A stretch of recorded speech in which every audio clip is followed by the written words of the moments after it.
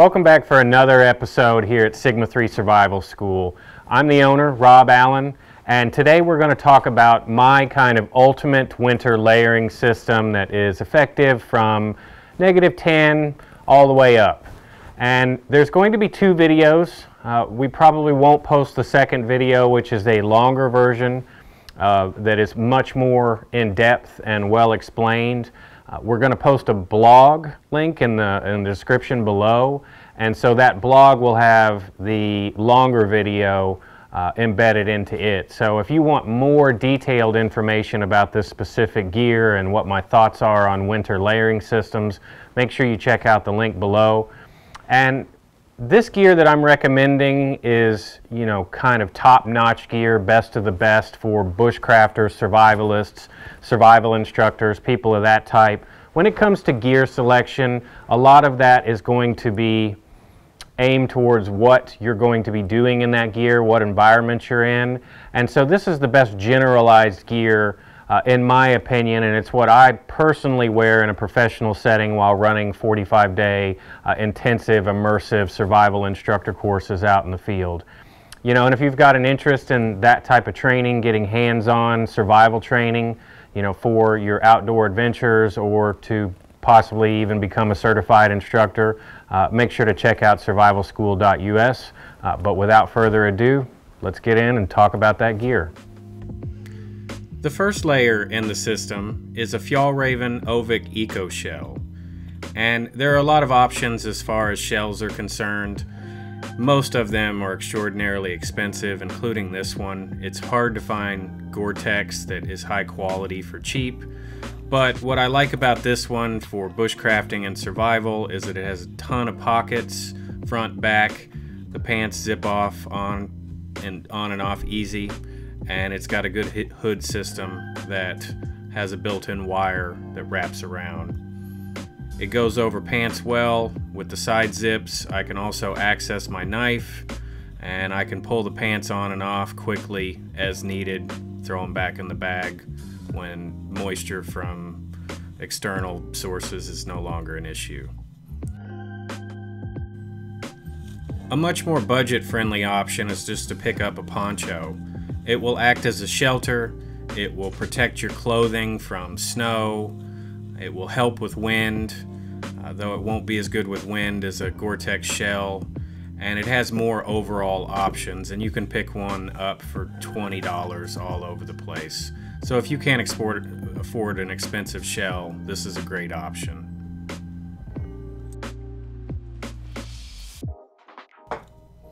The next layer in the system that's a must-have is some kind of down puffy jacket.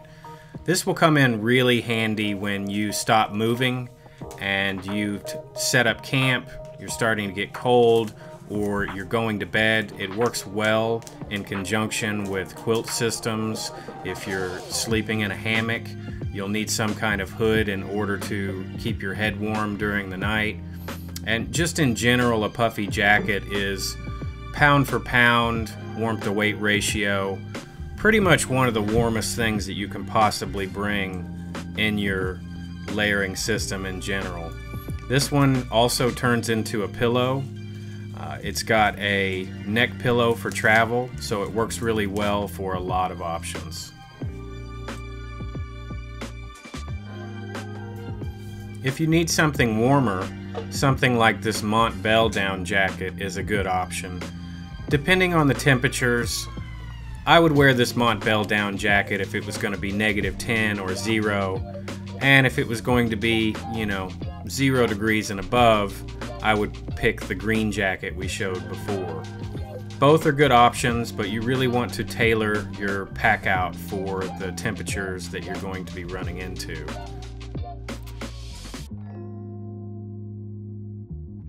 My hands down favorite piece of outdoor clothing that I've ever owned is the WEATHERWOOL ANORAK. I own 3 of these. I like it so much. I wear it pretty much year round except in summer. The side zips for ventilation are amazing because you can wear this up to 70 degrees, high activity. It's got a lot of storage. I'll put my saws, blades, all kinds of stuff in the front pouch. my wallet in this closed zipper pouch there, or other items. It's got a breast pocket that is great for your phone. It stops wind amazing. The hood is really well designed so that you can still see in it. You don't lose your peripheral vision, and you can kind of tailor it to the conditions that are going on around you.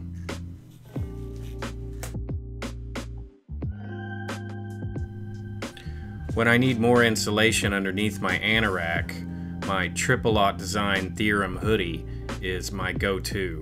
It's another hood layering system to keep my head warm and neck warm. It is stylish. I'll wear it out on the town. It's rugged, extraordinarily warm, and a good value.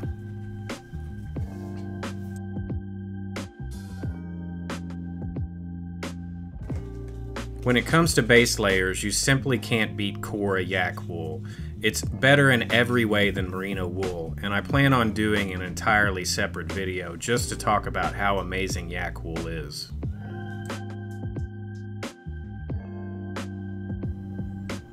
When I go to sleep at night and it's below zero conditions, I sometimes add a face mask. Or if I'm in really high wind conditions and I feel like my face gets super cold, then I can add this POLARTEC mask, but it's not something I use often. For cold weather, a gaiter is a must-have, and my go-to is my KORA yak wool gaiter. It is super soft, incredibly warm, lightweight, and definitely the best gaiter that I've ever owned.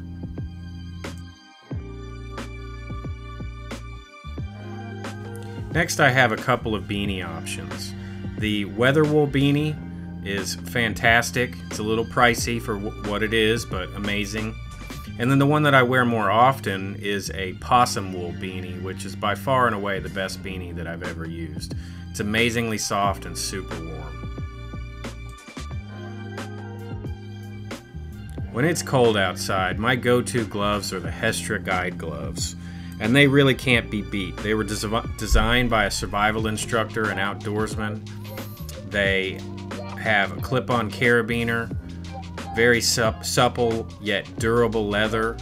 They have removable wool liners that you can set out next to the fire and dry out if they get wet or sweat gets in them.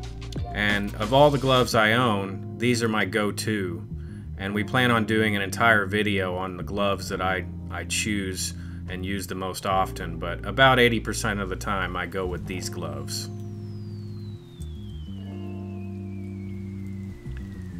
A cheaper option is some fingerless wool army issue gloves.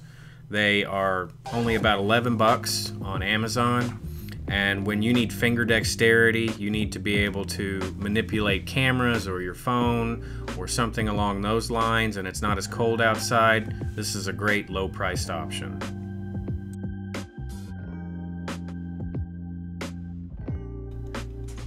My favorite outdoor pant of all time is the FJALLRAVEN VIDA Pro.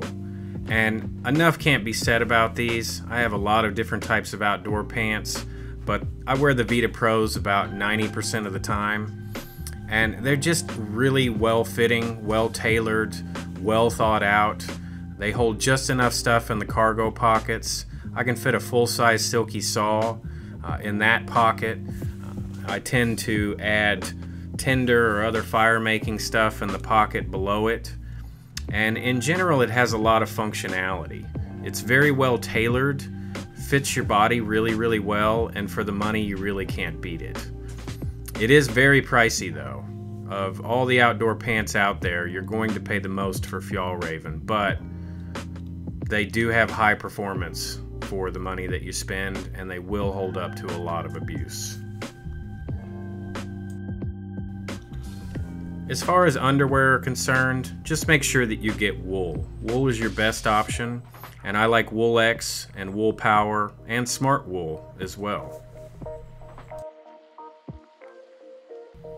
When it comes to socks, I always use wool 100% of the time. Just remember for extremely cold conditions that you want one thin layer and one thick layer, and I like Darn Tough socks as well as Smart Wool and WOOLPOWER. Those are the top brands to go with. When I need an insulated boot, my favorite boot is the Salomon Ultra Winter. If you're needing to move fast, stay light, and have good technical performance, it's really hard to beat this boot for the money. It is one of my favorite boots of all time. To protect my boots and my socks and insulation around my feet from snow and stuff getting into them, a good pair of gaiters is important, and Outdoor Research makes some of the best. They're not that expensive, and if you plan on being in heavy snow, they're a must-have option.